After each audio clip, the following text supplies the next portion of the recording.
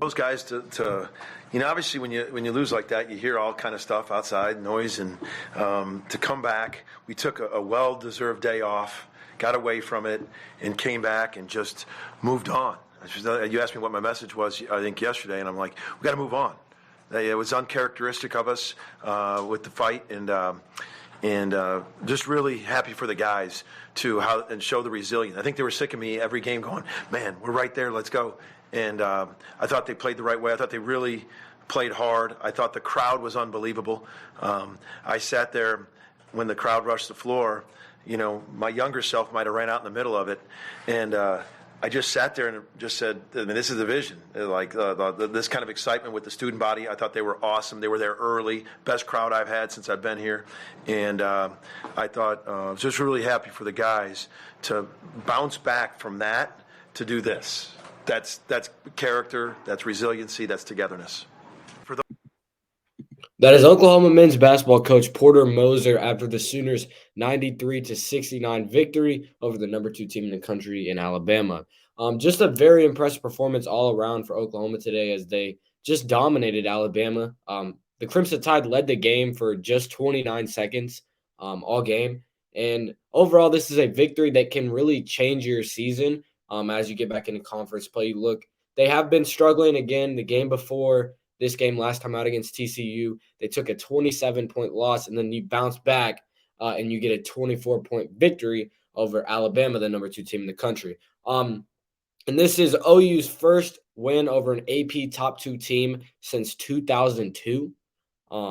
The 24-point victory for Oklahoma, it's the largest margin an unranked team has ever beaten a top 2 team by. That's crazy to me. The first time, I can't remember the last time we saw storm the court at the LNC, but the LNC environment was actually amazing today. Best I've seen it since 2016. But like getting into it, the Sooners had a big 3 today that just filled the stat sheets, all 3 of them. Tanner Groves, Jalen Hill, and Grant Sherfield. Those 3 actually combined for 70 points, and those 3 actually outscored the entire Alabama team, 70-69. So Grant Sherfield had 30 today. And with Sherfield, I think we've all seen him. He can do it. He can give you 30. We've all seen it. He's been getting 20. He's got 16 a bunch of times. He's been very good for the Sooners. But where the real concern comes in is, okay, in the second half, you look at the past 3 games against Kansas, Oklahoma State, and TCU. He really struggled. It wasn't TCU. There was another team in there. But he really did struggle. It wasn't the Kansas game, but there was 3 straight games where he did not score in the second half, and today he scored 12 in the second half. So he 4 for 5 from 3, and a lot of people knew, like, going into Big 12 play, this was the number 1 3-point shooter in the country. So we all know that Grant Sherfield can do those things. You just want to see him do it in the second half. Like, he has a lot of points at halftime, but okay, can he do it in the second half? And he did that today. So great sign for the Sooners. He also had 6 assists. He was dishing the ball very well. The defense would kind of key in on him, and he would be able to distribute it well. And he played great defensively. The performance from Grant Sherfield today was very good. And then Jalen Hill. Jalen Hill had 23 points on the day, 26 points, which is a career high for Jalen Hill in his 4 years that he's been at Oklahoma. He also recorded 8 rebounds and 2 assists, and he was 2 for 2 from 3. He's been shooting the 3 ball way better this year. I don't have the numbers in front of me, but I'm sure his averages, they're way up. And so he was just more aggressive today.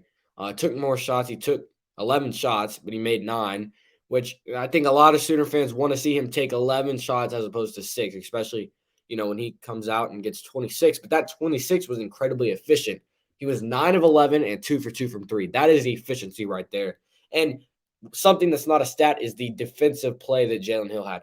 Jalen Hill, in my opinion, is the best defensive player in the Big 12 and quite possibly the best defensive player in the country, because it's not just that you can put him on a guy like Brandon Miller, and yeah, he scored 11 points today, but he did not get into the flow of the game. And Jalen Hill kept him from doing that. And it's not that you can just guard a 6'9" Brandon Miller. He can guard the point guard, the shooting guard, the small forward, the power forward, and the center. He can guard 1 through 5, and he guards it extremely well. I mean, just to have a dude like that who's just a all-around weapon like Jalen Hill is, I think a lot of Sooner fans are going to want to see him continue doing that. And And, maybe he takes 13 or 14 shots now. You just want him to just feel more comfortable and keep being aggressive. He's been one of the biggest leaders on this team. It's kind of his year. So it's great to see him go out and get 26 points in the type of victory that was today. And then Tanner Groves. Tanner Groves had a double-double with 14 points and 12 rebounds. That is really good. And then he also had 3 blocks. But he played really well defensively. There's been times where he's been a little shaky or he's gotten foul trouble or he's not jumping and blocking shots. No, he did that today. And, there's times where he's setting screens and he's popping and he's getting the wide open threes and he's going, 1 for 10. He didn't do that today. Tanner Groves was 1 for 1 from 3. He hit the 3, and then he was also 5 for 7 from the field. So he played really well. And a lot of times he kind of looks like he's gassed out there, but I think he played more today than he usually does. And he looked good today. So again, anytime you can have Tanner Groves, Jalen Hill, and Grant Sherfield scoring 70 points, you're going to win pretty much every single one of those games. So great sign for the Sooners. And then you got Los Uzan, who he had 5 points and 3 boards. He didn't miss a shot, and he was kind of struggling. TCU game, he was struggling a bit. He was struggling.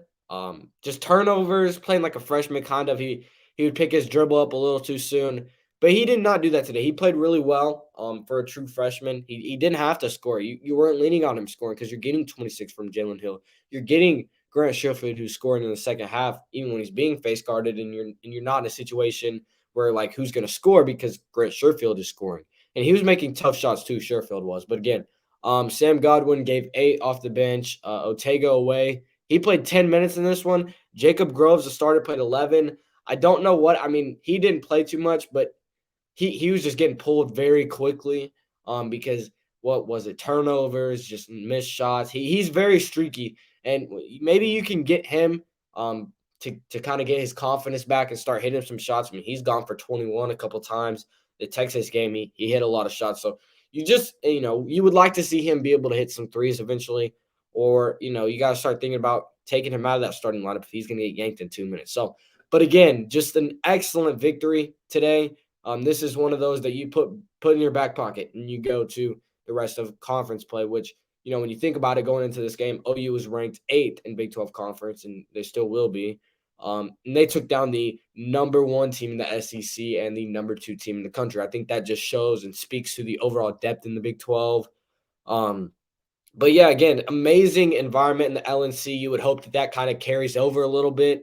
And I mean, that was probably the best I've seen it since the glory days back in 2016.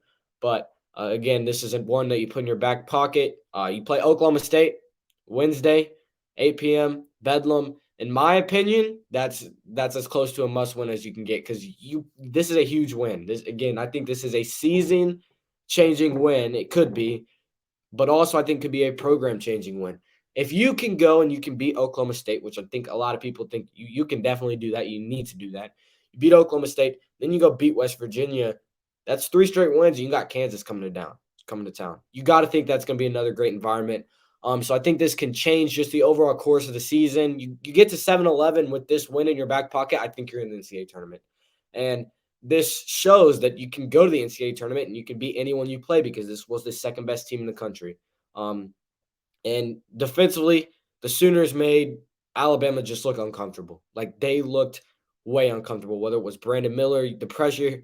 But again, I think that was a very great all-around performance from OU. You want to see them kind of carry this over. I do think they will. And again, this could be a program-changing victory because of the buy-in you're getting from the fans now. If you get a court storm, it can be one, but you just have to win the games. And so I think that's what the next step is. Go beat Oklahoma State on Wednesday. Maybe pull out a big road win in Morgantown. And I think you're actually sitting pretty good going into the back half of the Big 12. So just positive momentum that you just want to keep going, like ride the wave. So again, 93-69 victory, great win. Now they'll take on Oklahoma State on Wednesday.